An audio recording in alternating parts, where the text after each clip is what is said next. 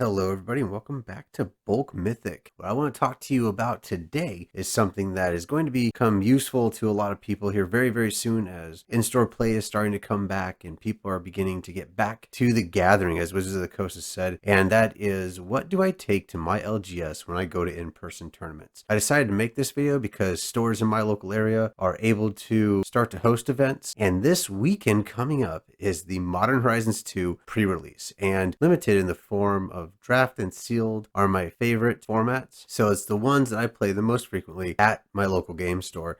And I know we've gotten a lot of new players because of Magic Arena over the last year or so that haven't had the opportunity to play in a store yet face to face and might be wanting to come in to a local game store where it's safe and responsible to do so. And I thought I'd help you guys out by letting you know what I would take whenever I would come to these events. So I would start out with different tiers. If you haven't played a lot or you're not sure if you're going to play a lot, there's really not a whole lot of purpose in investing heavily into a lot of gaming accessories and supplies. So I kind of did this in tiers, starting with what is the bare minimum that you're going to need to go and enjoy these events and have it be convenient enough to play. And then kind of the standard setup, which is what the vast majority of players bring with them. And it includes a lot of the basic stuff that you can use repeatedly over and over and over again. And then a little bit more advanced, if you do it often enough like I have, and you want to be as prepared as possible to make your experience as efficient as possible, we'll go into that. So to start out with the basics, the first thing is a backpack or a case, something to carry your things in. Now, the important thing here is that it's securable. You want to be able to close it, that you can carry it pretty easily, and it's not too big.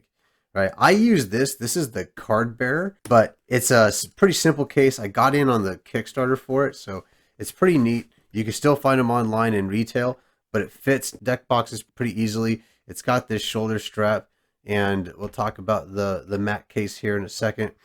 And it's very easy to carry things. Depending on what you have and what you're bringing with you, even just a regular backpack will work just fine. But you're going to want to have that to make sure you can carry things around and make sure it's not too big. Some people show up and they've got the monster backpack, or they've got even like their roller case of trades and things. If you're showing up to the pre-release, you're there to play. Trust me, you're going to use most of your time playing. The rounds are going to be just long enough to get it done, and you're not going to have a whole lot of time between. So I wouldn't really plan on having a whole lot of extra stuff than what you need. So a large case is not necessary. Right? So the next thing that you're going to need are some sleeves. Now, if you don't already have sleeves, you can pick them up at the game store when you get there. There is such a wide variety of these things that are available that you can pick out one in your price range. But the big thing about sleeves is that, one, they help protect your cards, right? They protect your cards from dirty tables, because you're talking about a lot of people moving around and things like that. Other games might have been played on the table. They might have been doing some model making on the tables, whatever it is, but you want to protect from maybe dirty tables if they're not able to wipe them down consistently throughout the event. People spilling drinks or food if your game store allows snacks in the play area, and just wear and tear of the cards, because believe it or not, some of these cards that you're going to be opening in your pre-release kit are pretty valuable and highly playable. So you want to protect them. So if you're going to hang on to them and play with them, you can play with them for as long as possible without tearing them up. And if you're looking to trade them in for value or do something else with them on the secondary market, you're protecting them and their value. And then you want to make sure also that those sleeves are on there to make it just easier to move the cards around and manipulate them. Whether they're on a flat table or on a playmat that we're going to talk about here pretty soon, then it's a lot easier to pick them up, move them around, and even shuffle your deck if you have those sleeves on there. So those are the bare minimum, right? You also want to, at a bare minimum, have something to keep track of life. You are responsible for keeping track of your own and your opponent's life total. So if you're going to a pre-release, your pre-release pack is going to have a spin down D20 similar to this. This is from Dragons of Tarkir, but they're going to be very similar to this. They're called a spin down because, as you can see, the numbers are sequential on the die as you roll it around. And it goes up to 20, which is perfect because that's the number of life you start with in a game of Magic. You'll get one of those in your pre-release kit. If you have a couple of them laying around, it's not too bad. They've even gone with the larger ones in the bundles lately and things like that. They're not terrible to use because they do count your life, but if you go above 20, you might need something else to help you keep track. And the other issue with those is if your table gets bumped or something causes them to roll, you might lose track. But you can also use life wheels, which you can get from different Magic product or other things. They usually have a dial on them with a series of numbers that you can roll around to whatever the life totals are, or you can just use a pen and paper, which is my favorite. You get a pen and paper and you can not only keep track of the life totals, but you can keep track of what and when caused changes in the life totals in case you get confused or your opponent gets confused. So that's the basic layouts, right? Backpack or a case, sleeves, and life counters. Most players go a little bit beyond that to what I call the standard layout. So in addition to those things, you'd want to carry a playmat. Now, luckily my Cardbearer came with a playmat case. It zips up in both ends, but rolls up. But you can get hard plastic cases or something like that to carry your mat around in, or you can just fold it up. But a standard playmat is what you're going to want to look for. I'm going to go ahead and move some of these other things out of the way here so that we're not taking too much space. But the standard playmat is usually in the 11-inch by 14-inch range. You can get them from your local game store. You can order them online. There's inked playmats. There is Ultra Pro. There are many, many different companies out there that will make these playmats for you or that have them for retail. And they're usually not too expensive. And again, the benefit of having that playmat is, one, you have something to cover the surface of the table with to further protect your game pieces from what might end up being a dirty table if someone spilled something. It's a lot easier to move cards around and pick them up off of a playmat than it is off of a flat table as well. And it just makes for an overall better game experience, right? The other thing you want to have are some dice. You know, you really just need some standard D20s. D6s, and you can get them from your LGS. They will have an assortment of colors and things, but what you are going to use those for is, first of all, to start the game. You need some kind of a manual random number generator to decide who's going to play first in the game. And after that, they're there to keep track of counters, because you can use one die to count counters of one type or another on a card or an effect that you have, as well as if you don't have tokens, you can use them to represent tokens. You want to have those available. You don't need too many, just a handful is usually correct. There are some instances and some strategies and some sets where there's a lot of counters that need to be tracked, but you shouldn't have to have too many of those for the pre-release. Right? In addition to that, you want to have a deck box. Now, I don't have that under the basic, because if you go to a pre-release sealed event, the pre-release kit comes with a cardboard box that's large enough to fit your pool and card sleeves in it and carry it around. But you want to have something you can carry your stuff around. This is one Dex Protection that I got when I went to Grand Prix Las Vegas in 2015. They were debuting their products there.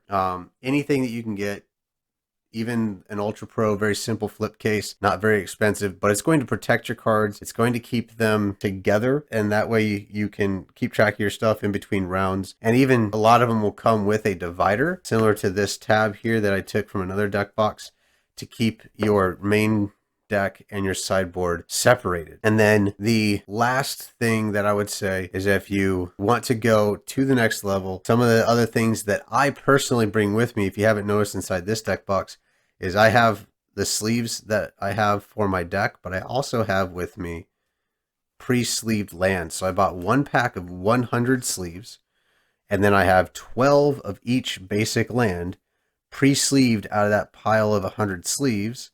And the remaining sleeves are in the deck box for the playables that I pull out of my pool, whether it's draft or sealed.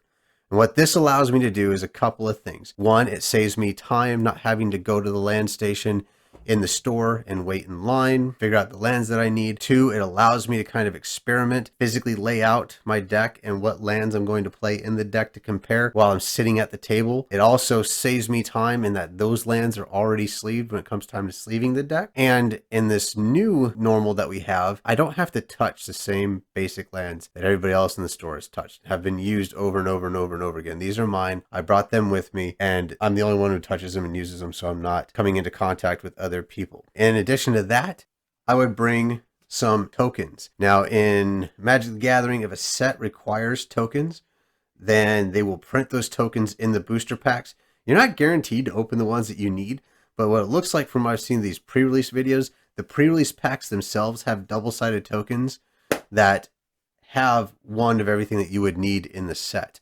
But you can get various tokens. These are just some that I've collected over the years, going to events, buying from different stores, all these different things, but just something to keep track of what's going on. And if you draft frequently, then you will eventually pick up the tokens from that set and just have one or two of each token type that you can hang on to during a draft season and have available to you at the store. I've also taken the time to invest in some other tokens like the classic art tokens and Aaron Miller's tokens off of Kickstarter and their websites. So if you find tokens that you like, you can get generic token kits, and those kits will have a variety of very commonly used tokens in the game so that you can hang on to those and always have them available for you. In addition to that, some of the other like non-game accessories that you're going to want, absolutely a water bottle. Some of these pre-releases can take several hours, and you're going to want to make sure that you have something to drink. You can bring things like hand sanitizers, tissues, all of those kinds of creature comforts with you if that's what you would like. And then you can bring some snacks if your store allows it. A lot of times they will have a snack bar there at the store, and they will sell them, and they won't allow outside food or drink except for water into the stores. Just check with your local store, see what the rules are. If they are that way and you don't feel like buying what they have, you want to bring your own stuff, what I would do is I just bring it and I leave the snacks in the car. If I finish a round early, I can run out real quick, 5 minutes, grab it, eat it, come back in the store and be ready for the next round. Those are the things that I would do. And just make sure you have the time allotted. Like I said, these can take sometimes 3 or 4 hours. You're talking about time to open your pool, build your deck, and play 3 rounds or more, depending on how the store has it structured. So check with your event organizer at the store to see what their rules are, how they have it structured. Make sure you have the time available, and then just be there, be ready, and have a good time. I know I'm excited for this.